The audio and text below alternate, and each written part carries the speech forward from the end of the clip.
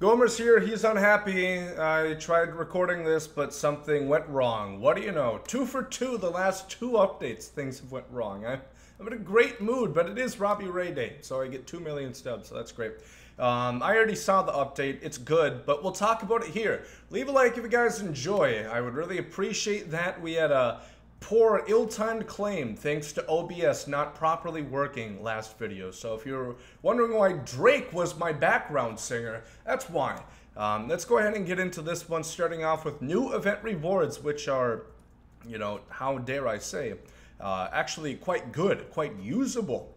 I remember I was fondling over the fact that we get these Twins uniforms, which is quite cool as a Minnesota boy.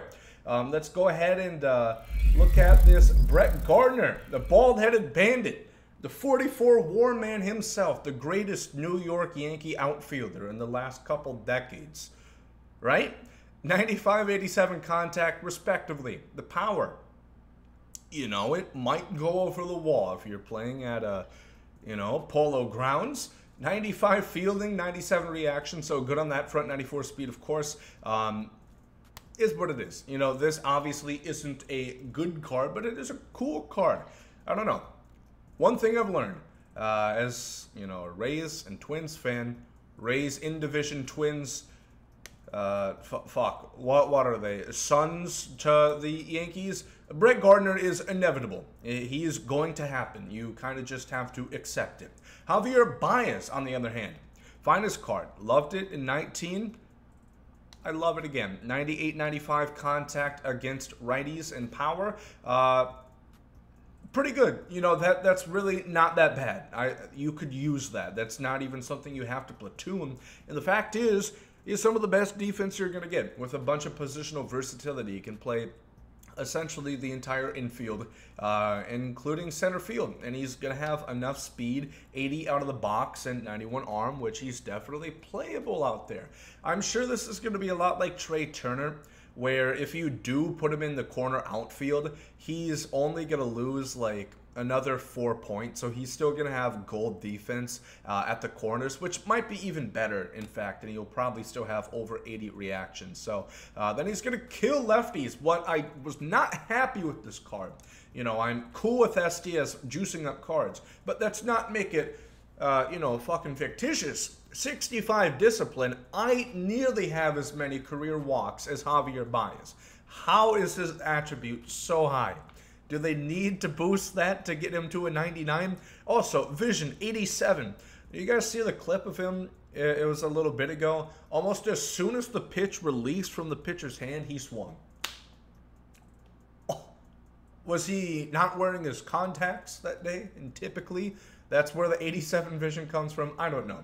I was spewing over this Todd Helton, by the way. I don't get how they can just make cards bad. Like last year, Todd Helton, because clearly, you know, at the end of the day, they can do whatever they want, right? But Todd Helton, this card had one of the biggest glowouts from last year. Nobody used it last year. This card is good. If you thought the Giambi was good, this card's better. He's going to have better contact, better fielding, better speed, 87 power against lefties. Lefty-lefty. That's still not that bad because he has 114 contact and 56 speed. That's not terrible at all. You still might want to platoon him, especially now that we have Frank Thomas, Vlad Jr.'s options at first base, but you don't have to. That's a good card. What took you so long? It is September 17th. The game launched in April. Why did it take 5 months to get an event worth playing? Outside of Jason Dominguez, one could argue. But there's also a Homerun Derby Choice Pack event reward throwbacks. So this should finally kill the price on cards like Todd Frazier, which is currently a 169,000 stub prime 90 overall card, essentially, because it's gatekeeping for the Kershaw right now for a lot of people. So that's great. That's in effect now. Cool thing about Todd Frazier, probably don't know, is, you know, he played in the Little League World Series. Rare fact. I think they've only brought that up one time when the Little League World Series, you know, ended a few weeks ago. Pretty rare that they actually bring that one up, huh? Let's go ahead and look at the Topps Now cards. They are pretty cool this week. Again, I'm really pissed. Oh my god. Could one time Gomer just do something right? Not have to re-record shit. Garrett Hampson. Cards legitimately good. Max speed, diamond defense out of the box at center. Can play middle infield and corner outfield. 115, 110 contact. Good amount. And then power is decent enough. That's when you know these cards are getting juiced up to all hell. Jazz Chisholm. I was a little weirded out. He can't play shortstop. I know he's played second this year, but I thought, you know, as future stars at shortstop, at least you'd have that secondary, which is fine. You know, 89 speed, fan favorite from last year. Great lefty swing. Wow. 110, 112 against righties, lefties. He's 105 and 99 respectively. Cool card, fan favorite. Again, Seth Beer for the D-backs. 117 power against righties, can play left field and first. However, he has 38 speed, so he can only play first. AJ Alexi here. 4 pitches, none of them good. Joe Ryan, 4 pitches, none of them good. But he is a twin, so this card's automatically better. Then Brian Hayes. Wow. Good card art on him. He is going to have nearly maxed out contact right away. Power over 80 both ways before parallel. Diamond defense at third. Can't play anywhere else, but he's going to get up to max fielding and reaction with over 70 speed. So a lot of people like the Future Star card last year. Wow. That would happen to the Pirates, huh? We were talking about in stream the other day. Twitch.tv/GomesDaLegend. A shameless plug. The Pirates have everything going for them. Everything's good. Their jerseys, their stadium. It's just the team. Yeah, it isn't good. Kerry Wood here as the headliner. This is a bit of a downgrade in my opinion. So the Hit 9 and K9 are good, 112 and 125 respectively. Hit 9 anywhere 110 to 115 is definitely usable. It's not top end, but it's not like you're at a detriment to yourself. The problem is he has 4 pitches, 2 breaking balls, a fastball, and a changeup. No outlier, and he's going to top out at 100. But last year, he had a cutter, which was a big mix speeds in with his 4-seam, which he doesn't have this time around. And the control on that 12-6 and changeup are god-awful. So might be a 2-pitch guy, essentially, Kerry Wood here. So not too big of a fan of that card right there. But oh well. And then we have the roster update, which it went as expected, as I saw it already, of course. Vlad Jr. +2. Gomer's going to get his big, ugly mug out of the way here. Scherzer +2. Corbin and Aaron Judge go up to 90. So, unlucky you if you guys are just now getting to that 650,000 pack, which is the choice pack for the Live series that has Trout in it. Going to be tougher to get them now. Juan Soto, Harper, both +2s. About damn time. Big thing here is Robbie Ray.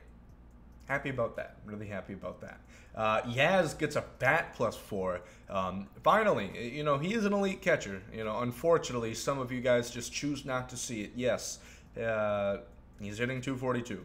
His on base is 421, which is really, really good. So, suck it, I guess. Fangraphs on top. I suppose. Kyle Tucker goes diamond. Then we saw Joe Musgrove got it. Ohtani gets a -1. Oh. All right. Bo Bichette gets a +2 to a diamond. Ozzie Albies is back up to diamond. And then I think Darvish and Votto ended up losing it. So you guys can look at that. So quickly, the schedule. I also did make a point, which might have been too harsh the first time I recorded it. Bellinger's down to a 76 overall. I'll save you the attributes because it is abhorrent, but all right here. 7th inning program is coming next week on Friday. The wait is almost over. Is that for Hank Aaron? Is that for Babe Ruth? Is that for Mike Trout? Is that for Ken Griffey Jr.? Is that for Barry Bonds? Is that for Nick Punto? Who fucking knows? Who knows? Not Gomer. I'm imagining it's one of the guys that I listed off right there, but probably not Barry Bonds. And hopefully Nick Punto. Let me know what you guys think in the comment section down below. Again, no new program today. Wasn't a crazy update, but everything was good. The event rewards are finally good. The headliner, not a huge fan. The tops now are good. You know, just a solid update. We need more of these. Not every day is going to be a new inning program or a team affinity drop. So when we have these in between, let's actually drop interesting shit to make you want to play, like Helton and Baez. So good job, STS. I think this is actually a really good update. And we'll look for the 7th inning program on Friday. Gomer's going to hit stop recording and get this up as soon as possible. Have a good one.